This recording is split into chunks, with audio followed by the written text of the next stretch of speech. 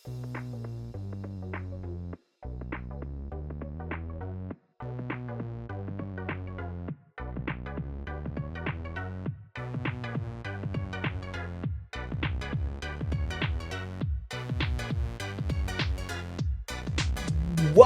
to the Boss Rush Podcast, a great place to play games and get better. What a segment. I am your host, the PC Must Race, LeRon Dawkins. Welcome back to the show. Glad you're here with us, and I'm also glad for my co-host, Mr. Patrick Klein. What's up, PK Power? Yo, I am back again, and we already have a hot show. I know. I mean, we got Eddie all riled up. It's like it's coming in smoking. Like, jeez, yeah. Like, so he doesn't need an introduction. But hello, Eddie. Hello, introduction. Still, I think the first 6 minutes of the cast, like, basically was your intro. everybody, it's your Pop Block Papa Eddie V. Of course, when it comes to Nintendo, I'm a big defender. I'm a fan of it, and that's me. That's Nintendo's my company. I love the Power Block Papa was popping off. Oh yeah, he was jumping on that grenade. He dared. He smirched the name. Shigeru Miyamoto. He's got a shrine of Shigeru Miyamoto back there somewhere. I know. It was like, man, like, was his finger? Was Miyamoto's finger on your shoulder when you were saying all that? If I wouldn't even know what to do if I met Miyamoto in person. I would. I would be like, are you Keely with Hideo Kojima? Would you be like that? Not on that level, no. Yeah, because I swear Keely like just humps that man's leg every time. 100%. Yeah. And I also want to welcome back to the Boss Rush Podcast. A excellent friend of the show, an all-star here at Boss Rush. My buddy from the Crossroads podcast show, Mr. Stoyan Jovic. Welcome back, man. It's good to be back. It's good to be back hanging out with you guys, and it's good to be just razzing Eddie again, as just like the old days, getting him going about like Nintendo messed up with those Switch game key cards. What's up with that, Eddie? And then talk about Super Mario 3D All Stars. And then we watched the NPD list or whatever it is now, and Famitsu to show the sales that the Genki car stuff still selling. So well, I tell you what, for all listeners and viewers out there, we're gonna get a lot done here in 2 hours or less tonight, because we're gonna rein that Eddie V guy in tonight. Yes. All right, so. Just so you know, this is the Boss Rush Podcast, the flagship podcast of the Boss Rush Media, and the Boss Rush Network. We record each and every episode live on Twitch, YouTube, and X/Twitter every Tuesday night. So please come out, hang out, be part of the conversation in the live chat, and give us a follow while you're there. If you'd like to support Boss Rush, please check out our Patreon. That's patreon.com/Boss Rush Network, where you can gain early and exclusive access to content like the Boss Rush Podcast pre-show. Yeah. You know what? Yeah, you're right, Story. I'm sorry. Yeah, we're done calling it the pre-show. It's now going to be called the Boss Rush Podcast Patreon show. We're going to do that from now on. There you go. Patreon show. No. So yeah, you'll get exclusive access to the Boss Rush Podcast Patreon show, as well as expansion pass, and also become a Patreon producer while you're there. So yeah, that much more. I'm just totally reading Corey right now. Like, even though he hasn't said anything, you could just be like, "What? You're making decisions without me." It's redundant. Let's just put it that way. Like, there's Story back for one show, and now the whole show's. I run the Nintendo stuff in Power Block, and I'm going to say that. Yeah, you're fine. As always, if you can't support us financially over on Patreon or join us live, please just know that your listenership and your viewership is enough for us. So please subscribe to the Boss Rush on YouTube and hit the notification bell so you don't miss a single episode. If you're listening on Apple Podcasts or Spotify, consider leaving us a 5-star rating and a review, or just comment. Comment. We love comments. We love seeing what you guys have to say. All this will help with our discoverability and as well as our growth. New episodes post every Thursday morning on the podcast apps, as well as YouTube and on our website, bossrush.net. All right. Oh, How's everybody congrats on the feeling tonight? milestone. Congrats on the milestone on your YouTube channel. You have 666 subscribers. What's that about? That sounds like the work of the devil. That's what that sounds like. Okay, all right. You know what? You know what though? Like if we have to go into a blood pact though to get to 1,000, I'm willing to do it. I'm just saying to save the damned souls of the Boss Rush Network, please subscribe to the YouTube channel. Right now. Yes, right now. Do it. We're at the crossroads right now. We're about to make that deal. Don't make that deal. Did somebody say crossroads? The old days. You gentlemen doing okay tonight? Yeah. We ready to have some fun? Eddie, you good? Yeah, just been working like 15, 16-hour days for the past week and a half. A lot of stuff went on. Yeah, a lot of stuff What went are you on. basically doing open and closes? Or is that what you're doing? Yeah. What the heck? Yeah. Oh, man. There's a lot of stuff happened at one of our stores, and so their store manager requested me to be there and help out. It was a very serious incident, and our store got pulled in because it was stuff that we didn't know, and so now that's kind of like slowly going away. I probably will have a regular schedule in the coming weeks, but right now I'm just like super busy. Like and for like super busy, to give y'all examples, I am going at 7:30 in the morning and I'm not back to like 12 a.m. midnight. Yeesh. You can't live like that, man. No, I know. Not for long, at least. But these Nintendo Switch 2 games is not going to pay for themselves. I suppose those game key cards aren't going to pay for themselves, right? That and that PS5 Pro, that's still waiting for me, along with Xbox games. Yeah. So, that Xbox handheld coming out soon. Yeah. I'm good with my Series X and Switch 2. Yeah, that's fair. You just can't take it to bed. Yeah, you can't sleep with your PS5 Pro, Eddie. Or maybe you can. I don't know. Maybe you can. I'm black. I'm like this. I'm black. We gonna fall asleep to a lot of things. And he's like, I beg to differ. Right. LeRon goes to bed with his PC every night. Who? You go to bed with your PC every night? You mean my ROG Ally? Yeah, there you go. Yeah. Dude, I just picked up the ROG Ally X. Yeah, that's what I have. Woo! Man, that thing is I love it. That's how I'm playing. That's how I'm playing Expedition 33 right now. Oh, you're playing with headphones, getting lost in the music. No, I have it. I have it blasting pretty loud. Okay. Or are you playing? Are you like? Did you hook it up to the TV? Do you have a dock for it? I have a dock for it, but I've never hooked it up. Oh, you never? Okay, I was always curious if I should get one and if it looks okay on a TV. Like the dock, the main person for the dock is for me to be able to like hook up peripherals or like a thumb drive to like transfer content and stuff like that. Okay. And also use the Ethernet jack, because like what I usually do is I'll just turn it on and remote into it to do like whatever work I need to do on it. Is it Bluetooth for headphones? The ROG Ally? It is. Yeah, it is. Steam Deck also. I wonder how many people actually do Bluetooth headphones for like the handheld gaming. I do it. I do. Yeah, I do. Yeah. I do it for my Switch. Yeah, I have a PS5 Portal, and I have the Elite headset that comes with the dongle that you have to plug into the PS5. So I use that, but I plug the dongle into my PS5, and I just mute the PlayStation Portal, and I'm still able to hear the sound like streaming from my actual PS5. That's the PlayStation headphones, right? Yeah, the PlayStation headphones. Yeah. They said that one is really, really good. The headphones for the PS5. Yeah, it's a good pair of headphones. Yeah, that's on my list to get. I got to give it to Sony for their headphones. Like I feel like they have some of the best quality and sound for their headphones. It's Sony. They got good tech. Yeah. On with the show. Yep. Cool. All right. Well, we're gonna go ahead and break into our first topic. I don't have any particular order that we need to go in. So who wants to go first? Oh God. Well, I think I will go first. Because mine is not too long, and I kind of wanna hear what you guys think.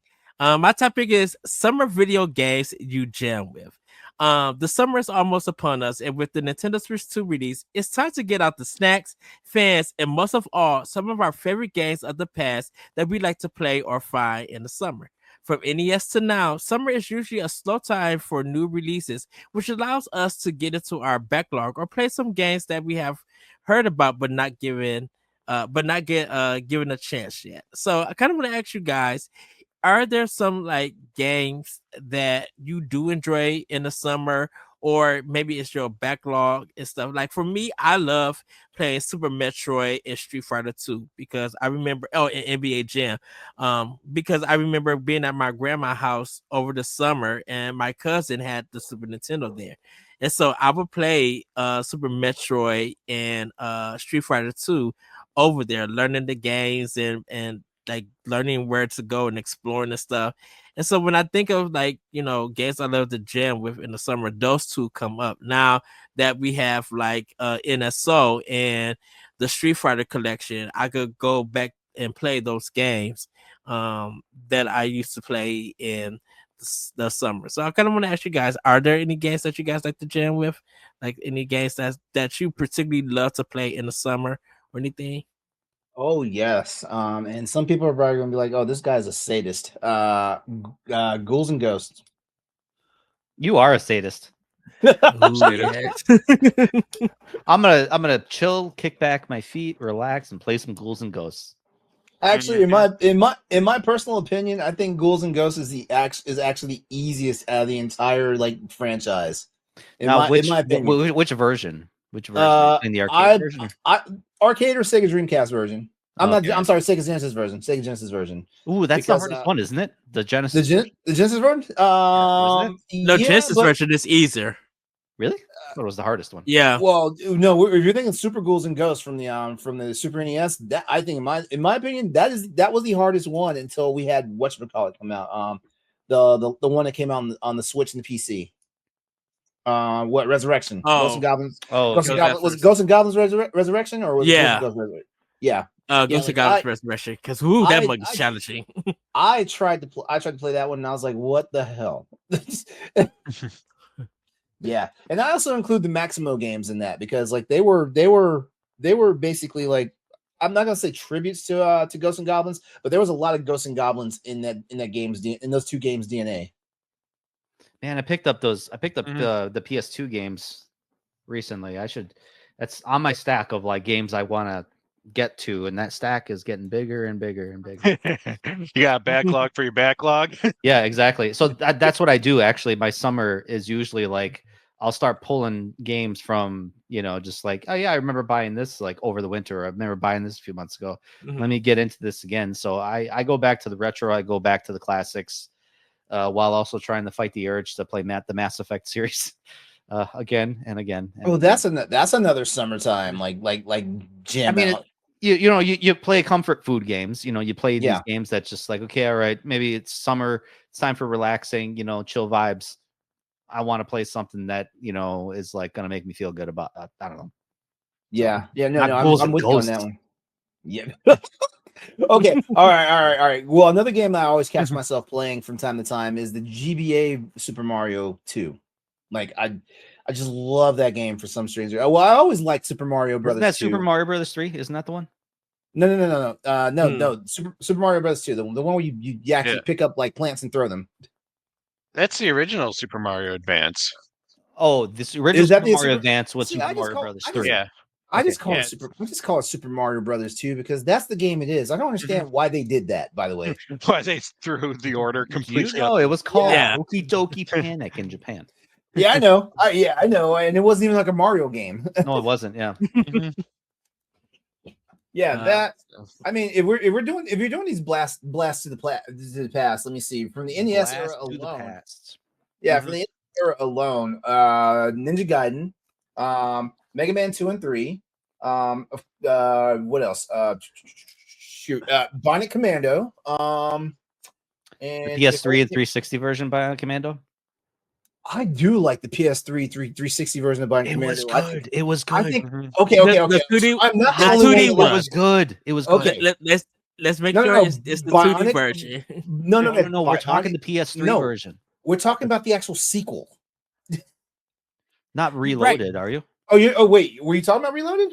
I was talking about the 3D. The wait, yeah. The one where he had where he basically he had the arm, and then there was the big they took spoiler it at the end. They took it away from him and all. Yeah. That's the one I'm talking. I love that. I like you that. like that one. Everybody didn't like that one. Yeah, and I also like you hit.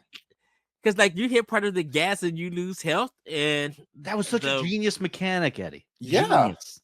Yeah.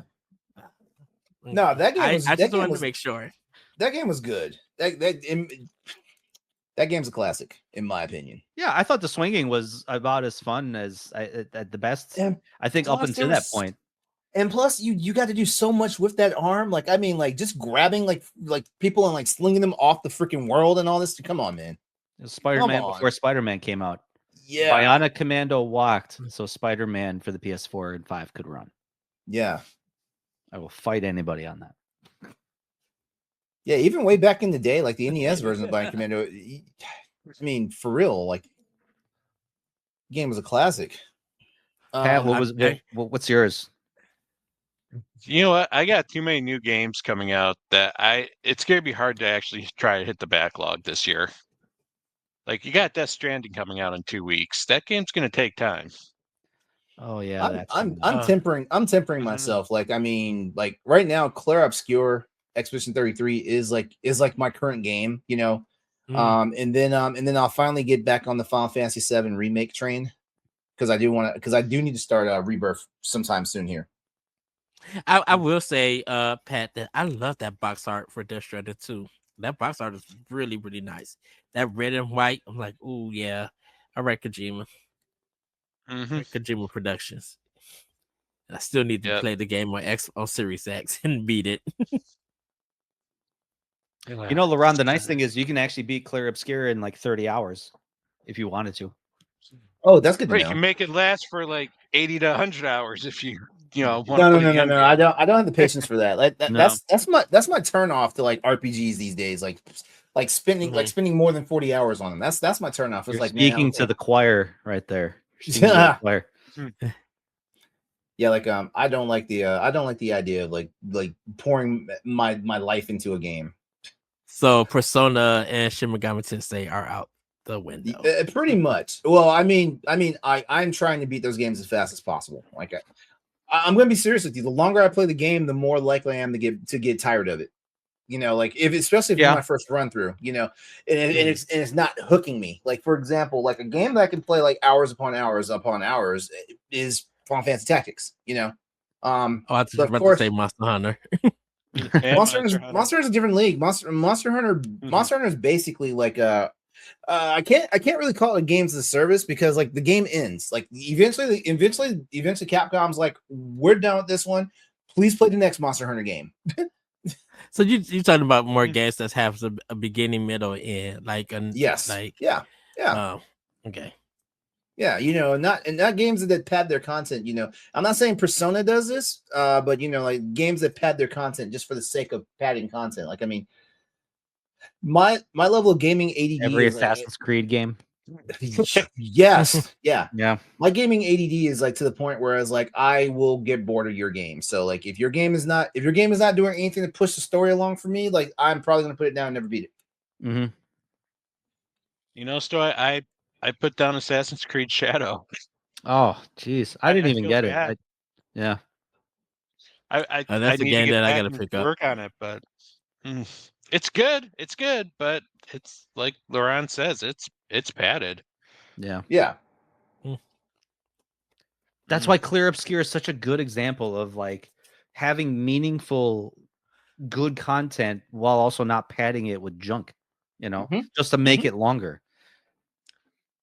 Like right now with my playthrough of Clear Obscure, like I am like there's nothing that's saying this is wasting my time. The only thing that's wasting my time is that I'm getting turned around and lost because I'm one of those gamers now. I need a mini map. Yeah, you don't have a mini map in this game. Yeah, that is the biggest complaint about the game is there's no mini map. Oh, you know what? Oh, I can't wait when we get to Stoy's topic because there's something I do want to mention when we get to Stoy's topic. And it kind of goes this whole mini map thing. Yeah. That's a good one. Yeah, that's actually a good one. Yeah, the Gears of War series I did because during the summers, I do my backlog blowout. So what it is that I take 4 games, and each game gets 2 weeks for me to play and beat it. After the 2 weeks happen, I move on to the next game. And so I did that with the Gears of War trilogy. I just spent like 6 weeks playing all 3 games and stuff because I had to include work and stuff. And so I got through the whole Gears trilogy that way and kind of enjoyed the Gears trilogy.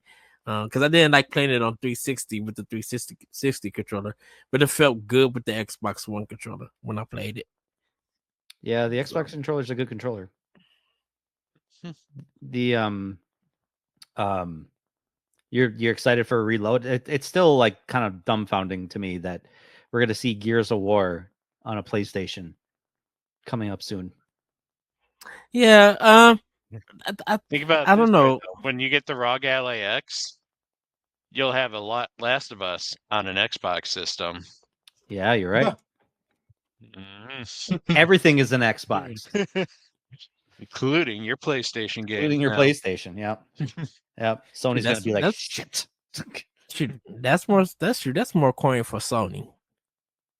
I mean, everybody benefits. I mean, like, Yeah. like Microsoft is making money like shipping Gears of War onto PS5, and they make money when more people are buying Call of Duty on PS5 than they do on Xbox. So yeah, but this is what we wanted, though. We wanted a more cohesive ecosystem with gaming. This is what we wanted. Not the Xbox fans, LeRon. Yeah, not the Xbox fans.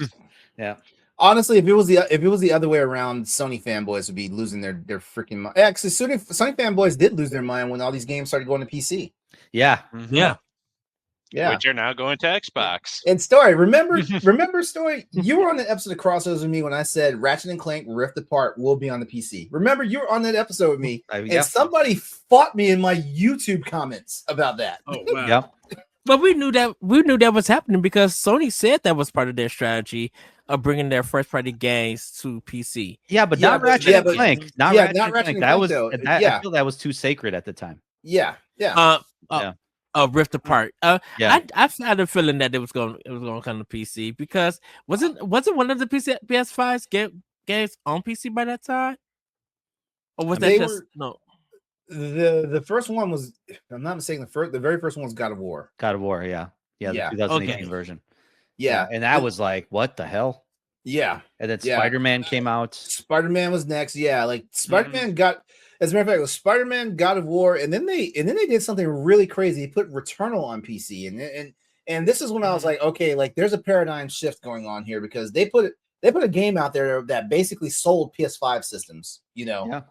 And because because Horizon is both Horizons on PC. Both are, yes. Yeah. Yep. Yeah, Horizon was the 4th game. Horizon came out after they put Returnal on. And I remember there was a big promotion too. Like if you're building a PC, you get Horizon Zero Dawn for free. Like if you bought certain AMD processors. Because Forbidden West was the next one. What is the motorcycle one? With the zombies. Days Gone. Days Gone was the most recent one. Yeah. Yeah, because actually, Days Gone was the most recent one because Spider-Man 2 came out on PC before. No, wait. No, Spider-Man 2 was the most recent one, I think. Yeah. Yeah, it's the most recent one. Days Gone was before that. We just got the PS5 upgrade for Days Gone. Yeah. Yep. Yeah, because when Death Stranding came out on PS4, it did okay. I know folks was just like, what is this weird game? And then there was complaints because it came to PC and did numbers, and they were just like, what the world? And yeah, I think that was going on because people are simple when it comes to that stuff. It's all it's like okay, so like these would have been the same people that were bitching about the fact that Spider-Man, Miles Morales, and Spider-Man 2 are now on Xbox. These would be the same exact people. Yeah. It's just wild. No, why is God of War not on the Xbox? And all this stuff. Get a damn PC or save the money and buy a PlayStation. It's just that simple. That's why they was like, why Hi-Fi Rush and all these other games not on PlayStation? It's just like this is Microsoft's. It's Microsoft's. Well, Hi-Fi Rush just got announced for PlayStation though, didn't it? It did, but it's at already the time on, when it's already on PlayStation, yeah, Mhm. but at the time when it came out, people was wondering why it wasn't coming to PlayStation, and it was complaining. It was because Hey, we're bringing Hi-Fi Rush to PlayStation, and we're shutting down the studio. Yeah, right. Yeah, yeah. And then they got brought. And psych, They got we're brought back up together again. again. Yeah. Except Yeah. for the director guy for The Evil Within. Yeah. We're not taking him. No. Hey Eddie, did you mention your summer video games at all? Yeah, I said Metroid, Street Fighter 2, and NBA Jam. I have really bad recall. My bad. Yeah. Did everybody get their turn? Pat's got a backlog that has a backlog in it. So no, that's you. I swear, we got my backlog. Yeah. We've got Eddie and Pat on the same show, which is like the battle of the backlogs. Oh shoot! Yeah, and then, me and Pat just got a long list of games. Oh my god, you guys have like the Library of Congress of games when it comes to backlogs. Where the memes that be like the backlog is drowning, they'd be like, "Ooh, a new game." You can't brag about the backlog if you don't have a backlog to brag about. All right, so make it big. That's true. Like Eddie has like like Pikmin that curate his backlog. Like basically they make sure everything stays in order. Pretty much, yeah. It's not alphabetical order. It's by percentage he played through so far. Color of the box art, he's got them all separated. You know what? I actually Nintendo games aren't touching the PlayStation. The dirty PlayStation. I actually would love to do a survey to say what system you think or hardware you think have the biggest backlog. Is it PC because of Steam and the Steam sales? Is it Nintendo? Is it Microsoft? Or is it Xbox? Like for me, it's my Nintendo Switch. For me, it's my Nintendo Switch because I've bought a lot of indie games on the Switch that had physical copies, and that pile just keeps getting bigger and bigger and bigger. Yeah, and I would say quantitatively speaking, like it probably is my Switch because I have so many games on the Switch that I bought that I just have never touched. Yeah, like I when I transferred my data from my Switch to my Switch 2, like it showed it like I've only played 13.4% of Astral Chain. Yeah, actually, same. Wow. That's been on my backlog for years. Oh my god. Yeah, it's a good game, guys. It is a good game. It is a good game. Like Astral Chain got hurt when Link's Awakening came out. Like I was like, what is this? What happened? What is this game? That 2019 was bunkers of people just getting top tier first party games from Nintendo, and it's just like, well, if you don't beat it this week, you might not beat it into the future. Exactly. And then you go another hot game. Exactly. And yeah, like and Fire Emblem Three Houses is like, please pay me. Please. Please play me. I'm only 100 hours long. You can you can fall in love with your students. That's not weird. Look, it's a story when you mention Mass Effect, the first time I played those games, I played them straight back to back to back. And because I had the thing not against BioWare, but I just didn't get their games. And so I played Mass Effect 1. I was just like, okay, I think I get it. I got the 2 and was going back to work because my friend was like, he was playing it too. I was just like, what is this drama? What is this story? I was wrapped into it. So when I got home, I was playing that game 4 to 5 hours per day. I was stuck with Mass Effect 2. Two did that for a lot of people. Yeah, Mass Effect 2 had a good hook. One was good. It was a good setup. It was a good like introduction into the universe. And then 2 just hit the ground running. And just like great story, great all new characters, because you're like, who are these new people? And then you just fall in love with them right away. And just the companion missions. I love stories with companion missions. Tell me more about this character. I want to know what makes them tick. What's bad about them? What skeletons are in their closet? Like tell me all that. Like I don't know how BioWare did it, but the characters were strong, like you guys said. The story was good. I was like wrapped up in everything. Except for Jacob. No one likes Jacob. Poor Jacob. No, you know what?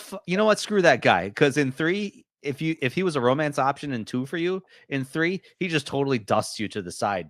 He's like, you were in jail and I'm a horny guy. So, Well, I mean, I did kind of curve Miranda in Mass Effect 3. That's a tough one. That's a tough one. Yeah, I did curve her. Yeah, Miranda's the tough Yeah. one. That's Well, tough. that's because I finally got the option to swing both ways. So I was like, here we go. I'm romancing a dude this game. Yep. Yep. I was a tally all the way, faithful. Yep. Worked for that romance. Mm-hmm. Tally is so good. Yep. All right, fellas. Damn, go ahead. dang it! Now I won't need to play the Mass Effect trilogy again. You So I and me can both, just play kid. 2 and 3. You and me both, kid. Hey, the summer of games, like figure it out. Yep. All right, well, we're gonna go ahead and wrap this one up. We're gonna go ahead and move into our next topic, which story. I'm just gonna go ahead and we're gonna work right into your topic, man. You want to go ahead and take this one away? Yeah, sure. I was thinking about this the other day because I have a storied history of just playing video games since I was a kid. I'm in my mid 40s now, so I'm like, I was there when Nintendo first came out and just blew the pants off of everybody because the jump from Atari to Nintendo was like legendary. Like I didn't have an Atari growing up. I had friends that did, and I'm like, these graphics are kind of bunk. They're kind of garbage, whatever. But that was like when the crash hit and the Nintendo came in and just blew the pants off everybody. And, now you can you got games with actual storylines. You got, graphics that you can see detail with, you can actually like kind of forge a connection to a character because there's that visual connection. So, and then like you started to see like changes in the environment, all the next generations over. So my question was, you guys have been playing games for a long time too. You guys are with me there too. Mm-hmm. What game mechanic or what game feature that came out that just blew the pants off you, that you were just like, I can't live in another video game without this feature? This is super easy. Yeah, me. no, and it's a good one because like obviously we could come up with 100 different ones. LeRon, you hinted to one earlier, but like for me, the rewind feature in racing games, like I hated it at first. I hated it because I thought it was cheating. It's like you're either gonna nail that turn or you're not, or maybe you got to like restart the track over again. But when you think about it, and I thought about it a long time, that's training. Like, you didn't nail that turn. Okay, go back, try it again. Go back, try it again, and perfect it over and over and over again. Instead of, well, I'll just get it on the next lap, and you screw it up again.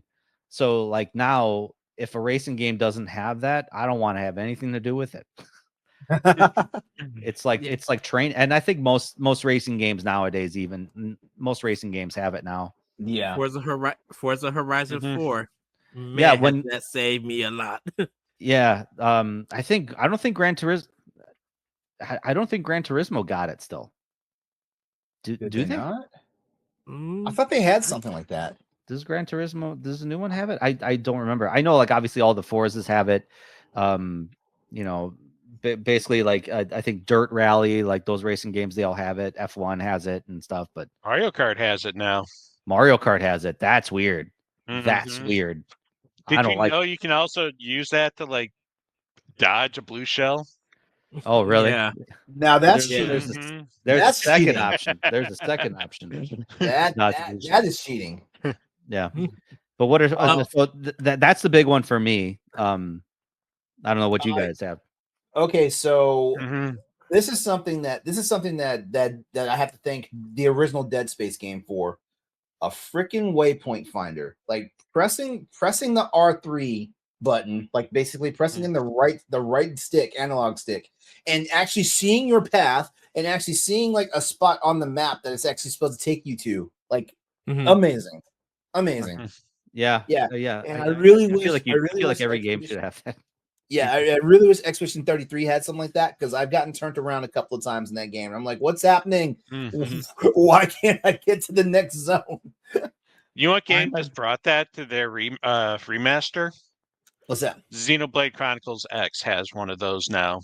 A waypoint finder? I think, you cannot. It sends this little ball out, creates a little path, and it's a godsend when you don't realize that your goal is like on a level way higher than where, Can I say, I remember playing that game for the Wii U, And I must have had like crazy amnesia after I played it because that banging rap song that pops in when you go to the city.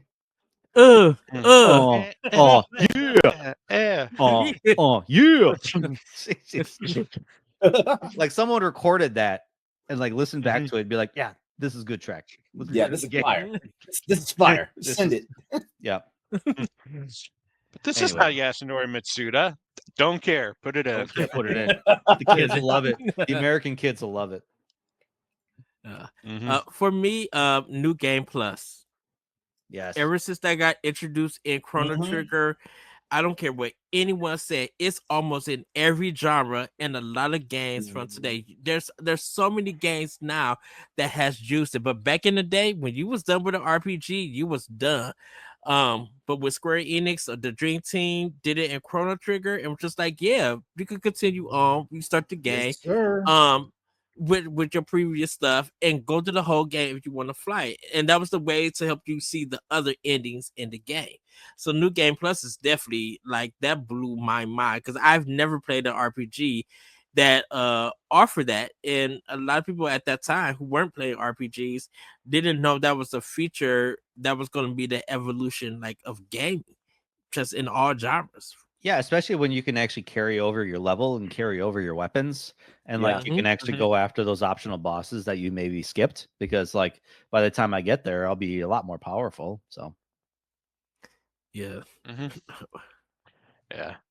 No, mine's kind of in the same direction as Stoy's. I like the rewind feature, but I like it on like the remasters of retro games and stuff. So when I'm playing like Sly 2 or just recently the Gex trilogy came out, has the rewind feature to it. You know, it helps me because I don't want to go back and keep playing the same damn part over and over again. I don't have the time for that. Yeah, when you think about it, checkpoints now. Checkpoints. My God, can you play a game without a checkpoint system anymore? What were we doing for our lives back then? Oh my God! Like we were writing down codes, 10-digit codes to put them in, or better yet, walking back like 20 minutes just to get to the last save point. Yeah. Or you just put the game down and you said, "Well, I guess I'm done playing because I don't want to do any of that shit right now." And then Expeditionary 3 is like, oh, you walk back to a save point, you just reset everything you killed. So you gotta fight them all over again. I mean, you could thank Dark Souls for that crap. Like, oh hey, go save at this spot, and now it just respawns all the enemies. That's why me personally, I hate that mechanic. Yeah, that's for us NES players who went do it Mega Man and Ninja Gaiden, which is like those was the like earlier checkpoint games. Walking backwards meant everything respawned. Yeah, and you had to deal with that dang eagle. Oh God, that's still the worst enemy in video game history. Actually, I just realized something. You know, an NES game that did not do that? Metal Gear. If you killed something, the only way it respawned is if you moved off the floor and came back out. Yes, I remember that. Yeah. Like if you went inside a door, or if you went down an elevator and came back to the floor, that's the only time they respawn. If you just walk back like all the way back to the beginning of that area, they will not be there when you walk back again. Metal Gear. Kojima was ahead of his time. He was ahead of his time way back then. Yeah. Well, even like when you think about all the crazy things that you could do, like even just the Psycho Mantis scene in Metal Gear. Oh yeah, that kind of blew you away. Where it's like, I can read your memory card. You don't save very often. It's like, what? Put your controller down. Like, did you enjoy like Castlevania Symphony of the Night? Yeah. Well, like, what? Excuse me? And then all you had to do to beat him was take out the controller, and I was just like, it's a two-player slot. Yeah. Yeah, I think I didn't know that when I first played it, but like, back then you couldn't just look it up online. So I think in one of the video game magazines I read at the time, they were like, put it in player, controller port too. I was like, no. The first time I played Psycho Mantis, I got clapped. Yeah. I think we all did. I got clapped and I accidentally killed Meryl. that was a rough time. Yeah. What was that? If you went into first person mode, if you went into first person mode, you saw yourself. Yeah. Right. You would hit the first person mode. And you could actually see from Meryl's eyes in that scene. Yeah. That was wild. That was wild. I think a feature that we haven't seen that have made a combat like, but you had to have the money for this was the SNK games for the Neo Geo, when you was able to take your game to an arcade and play it, and then bring all your save information and put it into your Neo Geo and continue and play from there. I don't remember that. Yeah. One other game series did NFL Blitz. NFL Blitz did that for the N64. I think if you brought your Nintendo 64 cart, your memory card, and then I think you put it into the arcade, then you can carry all your stats over. Yeah, I think that was it. Yeah, man. Even Mortal Kombat, I think Mortal Kombat 3, you used to put in codes in to get like secret levels and fight enemies. Like the arcade scene started doing the trick stuff, like you was playing a console, like later on in the 90s and stuff. So now I thought that was kind of cool. I miss codes. I miss codes, man. Just like instead of just like, oh, you want all these weapon skins, you'll put this DLC in, pay $10. Now back then it would just be like ABACABB, blood code for Sega Genesis. You're ready to go. Remember the Nemesis system? Remember the Nemesis system? Groundbreaking that was, Shadow of Mordor and that's hold on. Did they close their doors, right? Yeah, Monolith. Yep. Yeah. So what died with the Wonder Woman game? So what happens now with their patent? Warner Brothers has it. Yep. And nothing can be done about it. Yep. Okay. I've wondered about that. I'm just like, okay, can now games use it if they wanted to? Because I don't think like no other company was interested in using that. They was like, because they couldn't. That was talk about one of the biggest boneheaded maneuvers in video games history. Yeah. I still think it, besides checkpoints, just a save feature in general, because I remember if I wanted to sit down to play Super Mario Brothers 3 on the Nintendo, I had to invest in the time. I couldn't just be like, I'm just going to play maybe like 20 minutes and then I'll save and go back to it later. You had to be invested in the time. Depending if you knew where the whistles at. Oh yeah, you could beat it in a decent amount of time, but you could also record the code that they give you after every level. But I didn't want to write all that down. Yeah, no kidding. You just have papers of codes everywhere, and you're like, "What's this one?" And then you put it in. And it's like, this one sucks. In my life of Mega Man 2 and 3. Yeah, the dots. Yeah. A modern gaming feature that I think we take for granted is being able to suspend our games. It's particularly on console. Like I can't tell you the amount of times that being able to just suspend my game and turn my system off. For the PS4, like I think I took it for granted. I do appreciate it, but I know for sure I once I figured it out, like of course I wore that option out, but also at the same time it was like, man, like this is life right now. Yeah, I don't think I utilized that feature enough, but I definitely feel it's such a benefit. Jeez, like there was just times when I was playing God of War, I was like, man, I can't. So I was just like, I'm not walking. Well, actually, no, you could save at any point, but it was just like, why would I save at any point? I can just pause the game, suspend the console, and just pick it back up tomorrow when I'm ready. That was my best friend for Xbox One, the Steel Series X. Like even when I hop between games, just it's saved at a point when I get back to that game, it'll load me back in. Man, that was a life changer, a lifesaver for me. It's like thank you. I struggle to trust those because if the PlayStation gets an update, it shuts the game down. Oh yeah, that was the only thing that detracted against that. But for the most part, like it was a good enough feature that I appreciated it. No, yeah, for sure. What was this one randomly popped in my head? We talked about San Andreas earlier, but I something I wish more games did. It blew me away at the time that you could get jacked in the game. and you could get fat. Like if you decided to eat all the time, like your body habitus can change. So like if you're going to the gym like every day, every time you played, like then you get muscular, like, and then like, if you're eating that burger time like every day, that was a cool feature. That was like pretty cool. And I just wish more games did, but yeah, it affected which girl you could get, because one of them liked the chubby CJ, other one did not. Yeah. Mm-hmm. I know one last one for me.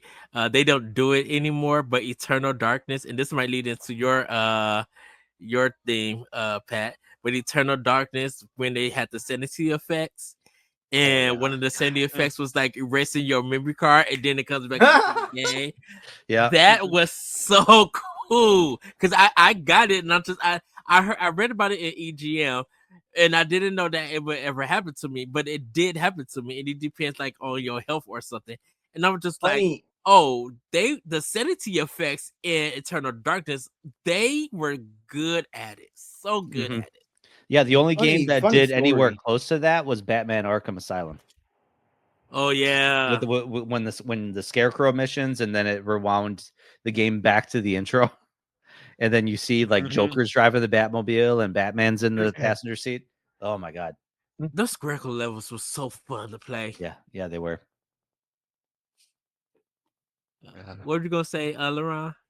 I'm sorry, I got distracted for a second. I was looking for something on my desk. Funny story about Eternal Darkness.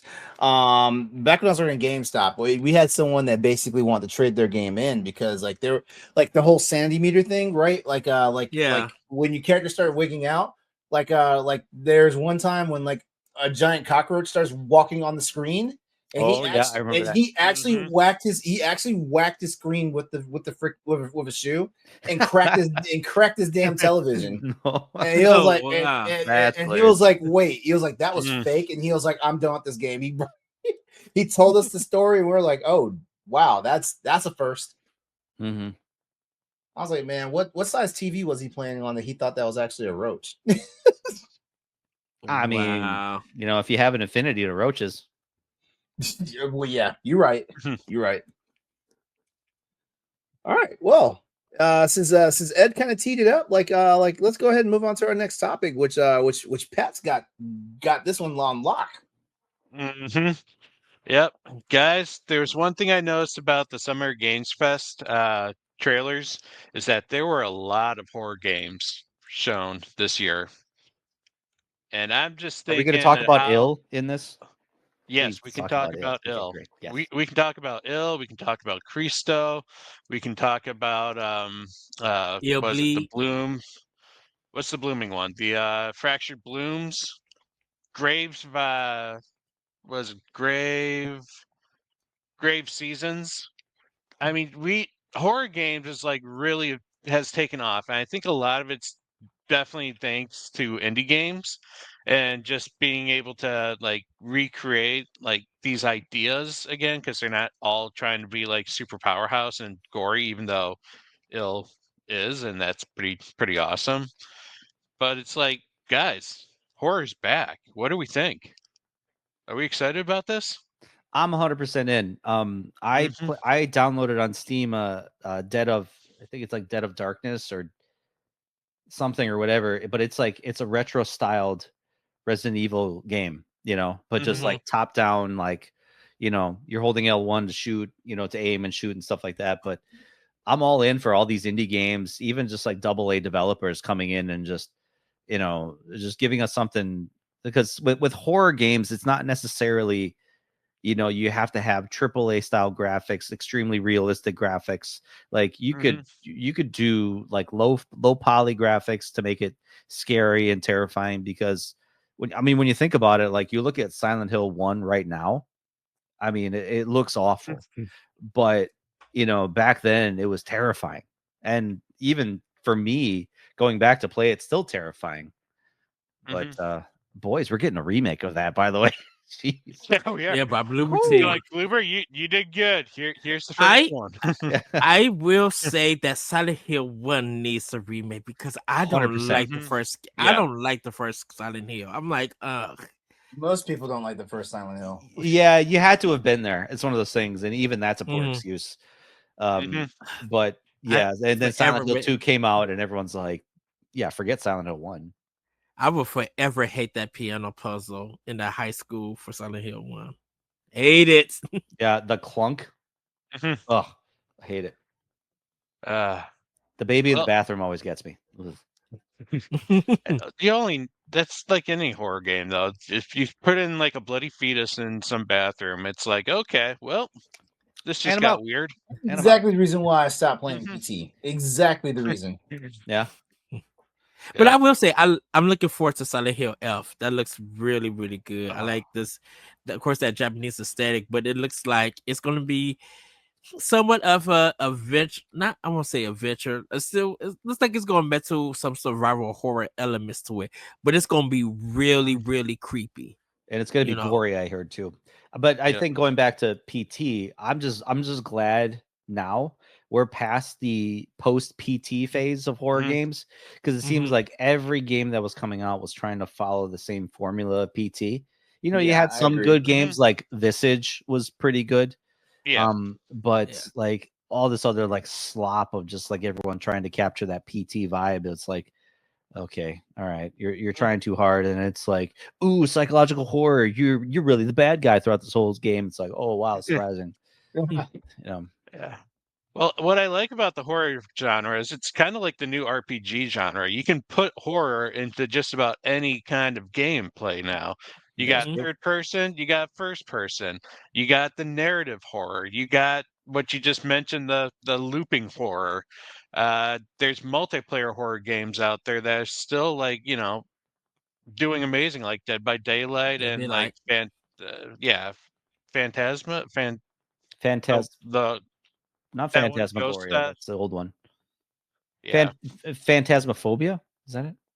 I think so. I forget what it is, but it's that multiplayer one where you're like ghost investigators. Yep. And now even we're getting cozy horror games where you get games that are designed for the cozy thing, like take Grave Seasons, for example. It's a farming game. Yeah, But that's then weird. At nighttime, there's a supernatural serial killer on the loose, and you have to figure out who in the town it is. And what's cool is that every time you replay the game, it's someone different. Ooh.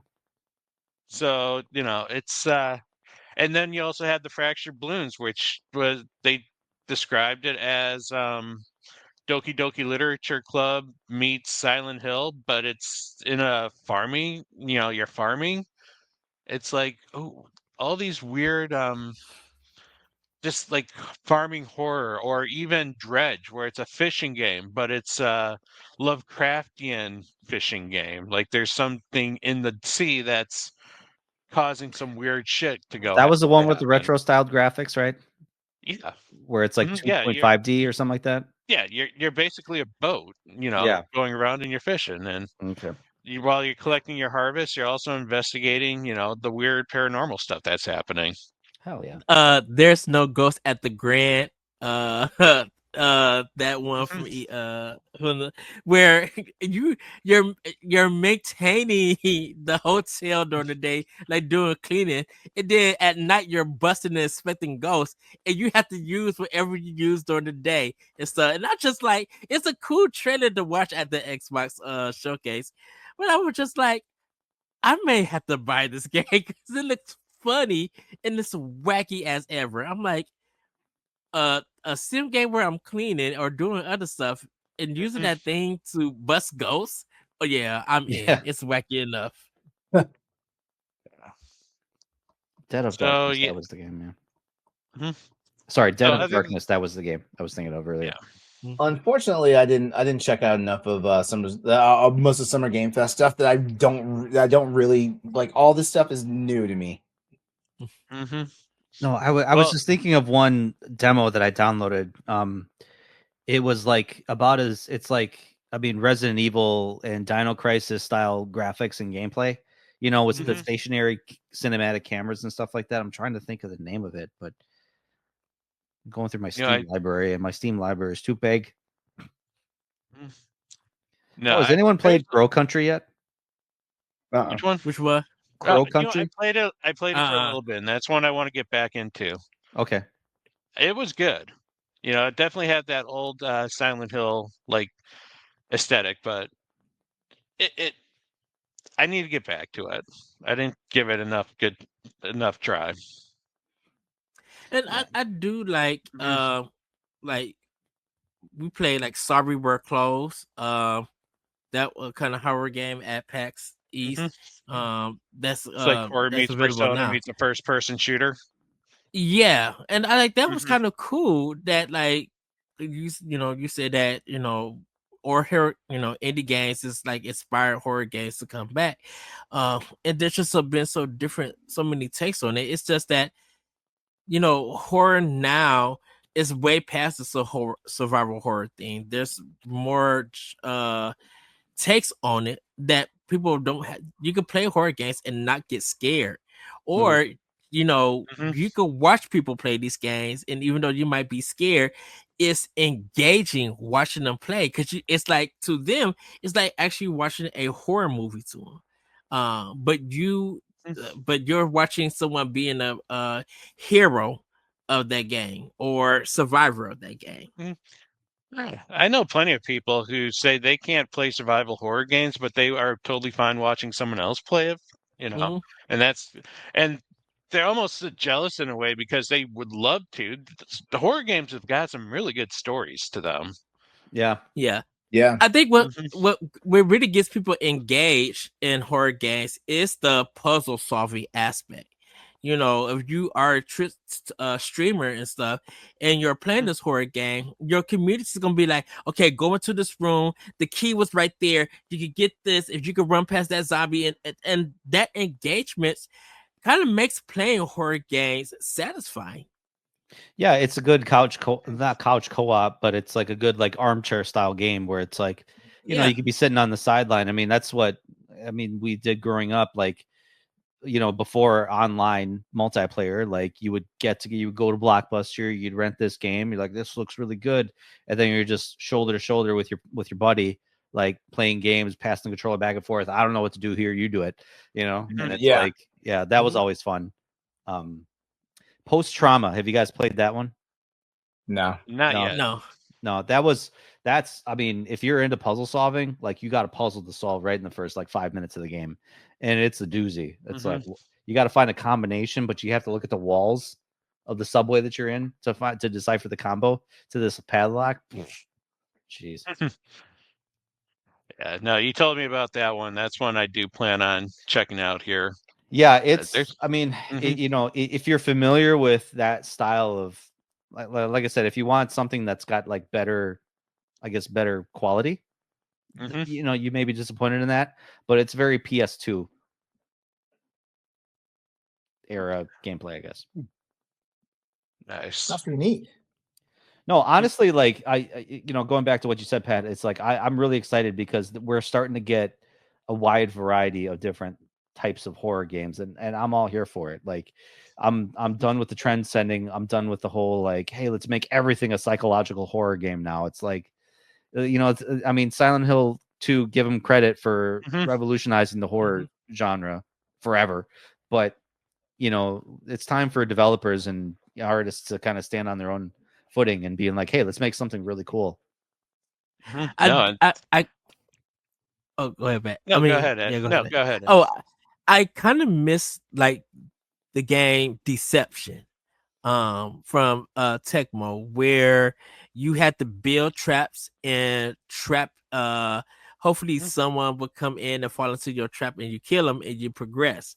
Like those kind of horror games I kind of miss, and I wish they would come back. Trapped? Is that what you're thinking of? I know that Trapped was one of them too. Trapped was another one too. Yeah. Okay. I think Trapped was a sequel to Deception. Yeah, because that was made by Koei Tecmo too. Yeah. Okay. I just picked that up at Midwest Gaming Class this year. I'm so mad that I missed it. Total. I keep missing the Midwest Gaming Classic, and I want to go so bad. Yeah, keeps getting this bigger and bigger. This was a good year to do it because it didn't fall on like the same weeks as PAX or the week after PAX. That is true. Which because it's Eddie, in Milwaukee. Eddie, do you want to see my most favorite buy. Yes. Yeah, let's see it. I know what it is, but Yeah, you know what it is, but mm-hmm. Let me see if I can get it. Woo!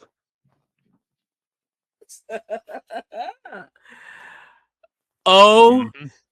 I love that. Leon Kennedy body pillow, son. Oh wow, yes. Sir, I beg your did pardon. LeRon just totally miss that? No, because I had my stream. I had the stream open, so I saw that. I was like, "Sir, I beg your pardon." Come on, There was was no a reason nudity in LeRon that. had the camera off. Yeah, right. Yeah. Hey, just because No, my camera is off doesn't mean I don't see. Oh, sure. Yeah, whatever. You're still leading. Now, Anyway, mhm. going back Yeah. to Steph had me get the Asterion body pillow for her. oh yeah. She packed it full of pillows while we were at PAX East. nice. Mm-hmm. I still But, got a okay. bag. So yeah, kind of like what Stoy mentioned, that we have these developers and indie creators now that are just pushing. I just want to give a shout out to a couple different indie developers that if you are interested in the horror genre, give these developers check them out, check out some of their game libraries because they do have some very good ones out there. Bloomhouse Games is a relatively new one, and right now a lot of their games have been really good. They have Fear the Spotlight. They recently showed, I think they're doing the Grave Seasons as well. They recently showed Cristo, what's it called? Cristo Theater of Idols, Sleep Awake. What a name, Then Sleep Awake. Yeah, I love it. can't fall asleep, otherwise shit will happen. But that creates your own psychological horrors. I keep thinking Other of games are. Sleepaway Camp. We got Dread XP as another indie developer that makes nothing but horror games. Wired Productions has some very interesting horror games out there, one that I'm going to talk about later today. Of course, we have Bloober. They started out as indie, but now they definitely reached the point where they're pretty damn big. But they're one of the ones credited for revolutionizing the horror genre, especially the looping / hallway horrors. Fear the Spotlight is out. How did I totally miss this? I kept this on my radar and I totally man. Good game. Check it out. Yeah, okay, You'll cool. like it. Yep. And also, our friends over at Toge have a game coming out called Whisper Mountain Outbreak, which is like a co-op isometric Resident Evil game. So check that one out too. Wait, didn't Toge have something coming out that I told you to like keep me in the loop on? Pat? Yep. That was Krieg's Front Tactics. Yes. Still supposed to be coming out later this year. Yeah, because like if you like Front Mission, like Krieg's Front Tactics is going to be up your alley. Mm-hmm. And speaking of Front Mission, you got Front Mission 3 coming out. I think it's either this week or next week. Wait. They dated it? 2 weeks. 2 weeks. Yeah. Yes, because I hope they did better with this port than they did with Front Mission 2. This is I think they're enough to. So... Well, it's a remake. It's a remake, Yeah. but yeah, like the Front Mission 2 remake left a lot to be desired. Yeah, I think they're enough to like last week. That it got dated for Front Mission 3. Good. And then I'm wondering, are they going to continue and go to Front Mission 4 after this? Good question. Was there a 4? Yeah, there was. PS2. Oh my god, Oh my Whisper goodness. Mountain Outbreak has a lock picking mini game in it. Sold. No, Steph and I played that. It was crazy because like we were literally playing this game, and I like one of us had like the code for one for like a safe, and like she had to say something, and I could look it up and figure out what it tied to, and then I could give her the number right back. Oh, remember Dead Space really 3 cool. was like that? Mm-hmm. God, it's cool that games do that. Dead Space 3 was, say what you want about the co-op in it. It did it pretty well. Just not a fit. I thought the co-op was fine. As someone who considers myself a Dead Space aficionado, I literally did not have a problem with that game. No, I didn't either. I thought it was a good game. I just, everybody liked the shit on EA at the time. Yeah, actually, Dead Space 3, I was actually able to get a whole bunch of new people into Dead Space using that game. Mm-hmm. My only complaint with Dead Space 3 was the reusing of the assets. Like, if the rooms all look the same, because they literally were like the exact same template. Yeah. Yeah. I got That's my issue. But yeah, that's horror games. What a great time to be a horror game fan. Man. Yes. All right. I'm still sitting here trying to look for this for Mission 3. I can't see anything on it. What the hell? Oh no. It's just Switch right now, but it's coming out June 26th. Same day as Death Stranding.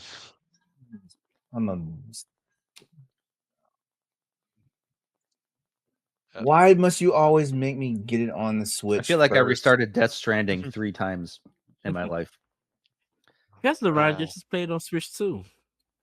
Yeah, but I would really just I really just want to like skip the middleman and just go straight to playing it on PC. Like it's it's going to be the game that I play on my ROG Ally. Oh well, if it's on Switch first, then that guarantees I still have time to play freaking Clair Obscure. The Switch 2 screen is bigger than the ROG Ally screen. Oh yeah, it is. It is. Yeah. I appreciate that. Yeah, that's kind of neat.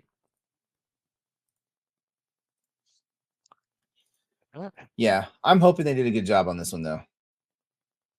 Graphically, it looks good. It looks great. I'm watching the preview right now. Yeah. Yeah. So hey, good topic, Pat. Like I said, I didn't catch enough of. If I'm gonna be completely honest with you, I only watched if we include the state of play, I only watched the state of play in the Xbox showcase.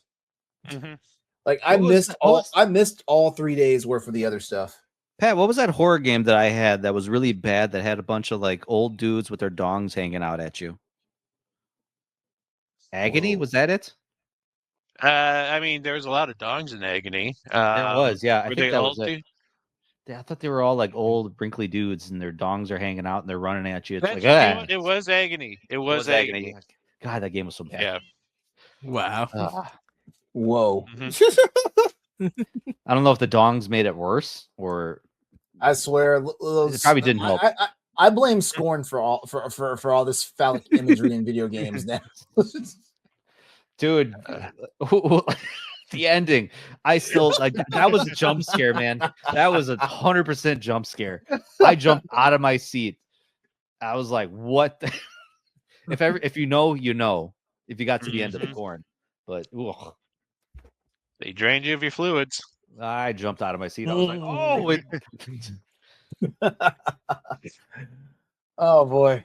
All right. Well, the sound effect too. The sound effect made it worse. Oh my god. Well, I guess we can move on to our next topic, right? No, let's keep talking about Scorn. Oh. No, I'm just kidding. Sorry.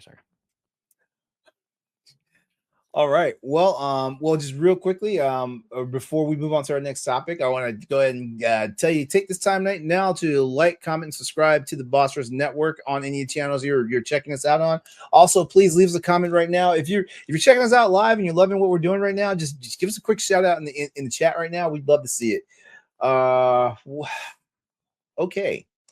So let's see. We talked about video game mechanics tonight. We've also talked about our summer video games that we jam out on, and horror games are back, baby. But you know what? Let's shift gears for a second here because I want to talk about the good old Nintendo Switch 2. That's funny. Like the anti-Nintendo guys talked about Nintendo for 3 weeks now. Like, what's going on here? Can we just say Nintendo missed the opportunity by calling it a Super Nintendo Switch? I'm telling you, everybody wanted it. I don't understand. I don't understand why, because Nintendo loves these whimsical names. Why didn't that call it the Switcheroo? Why? I wouldn't have bought it if it was called Switcheroo. I wouldn't have bought it. I've been like hard no. Like nope, you're done. Like even if they said, but we're launching a new Legend of Zelda with it. Nope, sorry. Like you, sir, have gone too far. Nope, Nintendo, you've gone too far. All right. All right. So if you haven't heard now, Switch 2 is breaking all sorts of records for Nintendo. The biggest launch of a Nintendo console in Japan.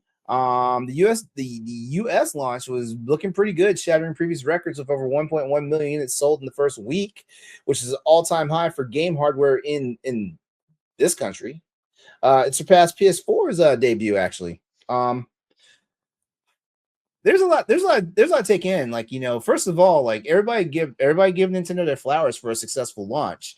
Let's say that right now. And having a good stock, like even if you didn't pre-order it, you can sometimes walk into a store and find. Like I actually saw a couple on the shelves last time I was in Best Buy, which my Best Buy gets a lot of freaking foot traffic. And I was actually shocked that I actually saw some on the shelf. Like it was only 3, but I saw them. Yeah. So Nintendo has made history with the Switch 2, selling all these units and surpassing PS4's legendary launch numbers. I can't remember what PS4's launch numbers were, and I guess I should have like already had this reference before we ran the show tonight. But yeah.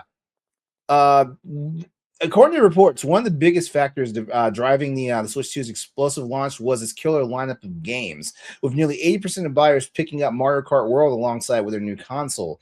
Let's talk about this real quickly. How many people actually have Mario Kart World? Because I don't. Okay, good. You guys can have. Sorry, LeRon, I tried. Yeah. No. It's all good. It's all good. On that one, because I'm not a Mario Kart fan, so when Nintendo first released their survey, I chose that one because at first I'm like, I'll probably just get a physical, but then all the game card shit came out, and it's like, okay, digital it is. So they didn't give me a choice. Yeah, Mario Kart wasn't gonna move mountains for me, but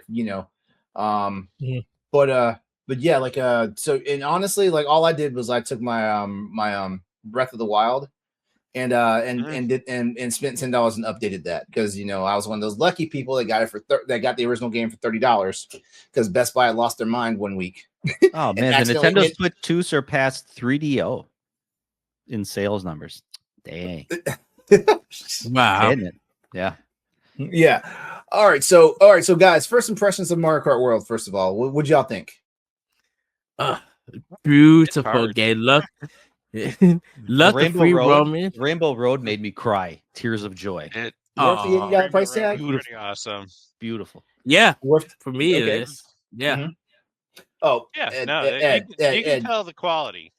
Nintendo could have physically licked the cartridge, and it would have been worth. It would have been worth the money for you. So news just came out that they had 300 people working on this game. Really? Yeah. They Stealth 4K just posted some news bits about it. Mario Kart World has a development team of over 300, 22 game designers, 86 programmers, and 192 artists. Monolith Soft had 30 people, Bandai Namco had 31 people, and One Up Studios 24 people also pitched in. Wait, Bandai Namco chipped in on this? Yep. Wow, not the first time they chipped in for a Mario Kart game. Oh, is that yeah. True? Yeah, because Bandai Namco did their arcade games for Mario Kart. Okay. I was not aware of that. Like I said, I'm not a Mario Kart person, so I didn't know that. You can play as Pac-Man in the arcade one. True story. Okay, actually, you know what? I have no idea. Yeah.